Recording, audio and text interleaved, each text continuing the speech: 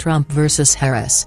A live election 2024 results map has Trump wins crucial battleground state.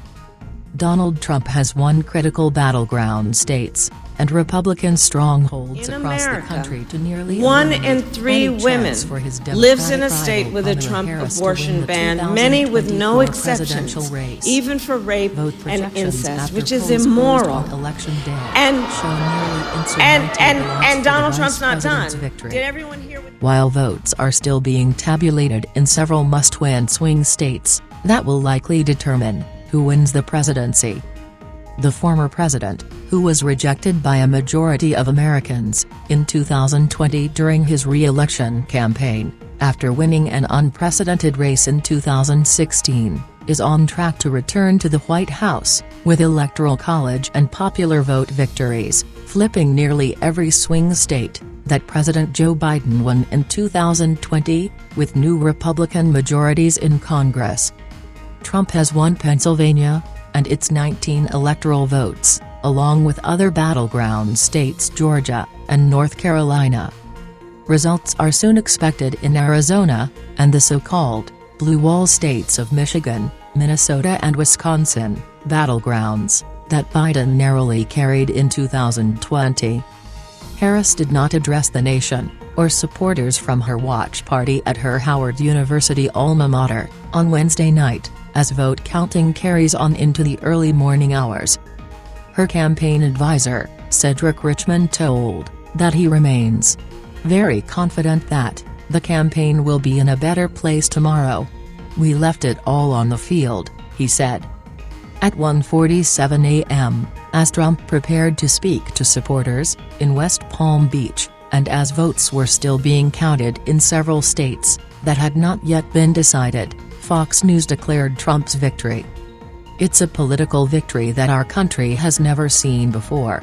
Nothing like this," Trump told his supporters, from a convention center stage, at 2:30 a.m. while surrounded by members of the Trump family and his closest allies. "This will be the golden age of America," he said.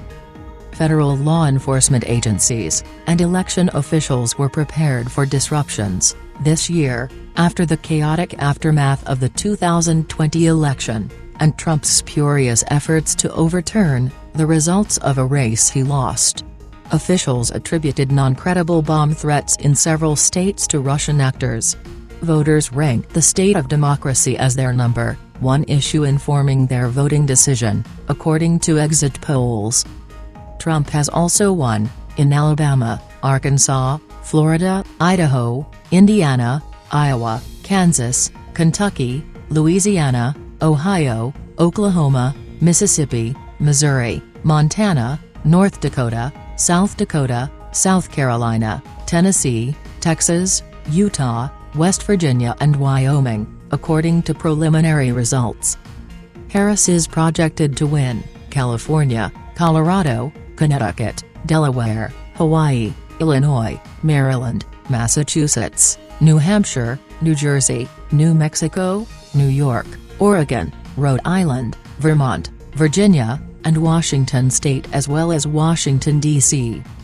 Of the swing states that Biden won in 2020, Harris was only projected to win Minnesota. She also picked up electoral votes in Maine and Nebraska, 2 states with a unique split electoral vote scenario, rather than the winner-take-all outcome in other states.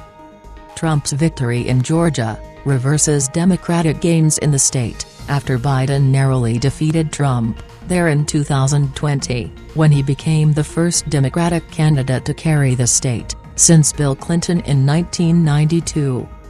His victory in Florida marks his 3rd consecutive win in the state, after Democratic former President Barack Obama carried the state in both 2008 and 2012.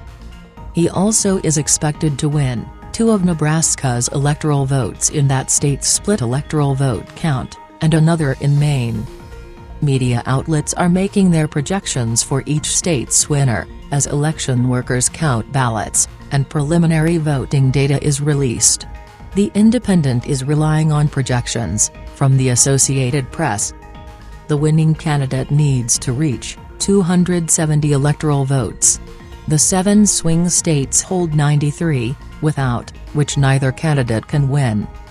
Experts previously told that the timeline for calling the race largely depends on 2 things: how close the election is in individual states, and the specific laws of those states regarding counting votes and potential recounts, which all vary.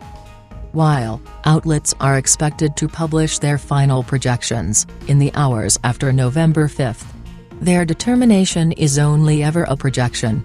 The results must be certified in each state, and then certified by Congress on January 6, 2025.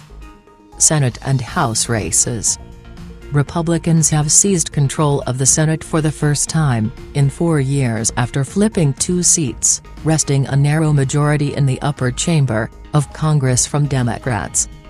House and Senate races across the country will determine the balance of power in Congress, where Democrats currently hold the narrowest majority in the Senate, and Republicans maintain a slim majority in the House, and will determine whether the president-elect's agenda has legislative support. A Republican trifecta, with clear leadership in the White House, Senate, and House of Representatives, could quickly usher through the grand old party's sweeping agenda that has largely been restrained by Democratic lawmakers and Biden's presidency. Voters in Ohio have ousted Democratic Senator Sherrod Brown and elected Republican challenger Bernie Moreno, who previously called the former president a lunatic, but has since adopted his agenda. West Virginia's Republican Governor, Jim Justice, is projected to win a seat in the Senate, flipping a seat previously held by now former Democratic Senator Joe Manchin, who is not seeking re-election.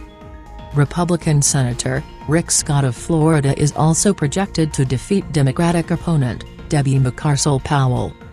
In Maryland's Senate race, Democratic candidate Angela Also Brooks defeated the state's former governor, Larry Hogan, an anti-Trump Republican. Also Brooks is set to become the first black person the state ever elected to the Senate. Only 34 of the nation's 100 seats in the Senate are currently up for election, as senators serve 6-year terms, with a third being elected every 2 years. 18 of those seats were previously held by Democratic senators, posing a threat to their slim majority. But all 435 seats in the House are up for election. Voters in Delaware have elected Democratic candidate Sarah McBride to fill the state's single House seat, making her the first openly transgender member of Congress in American history.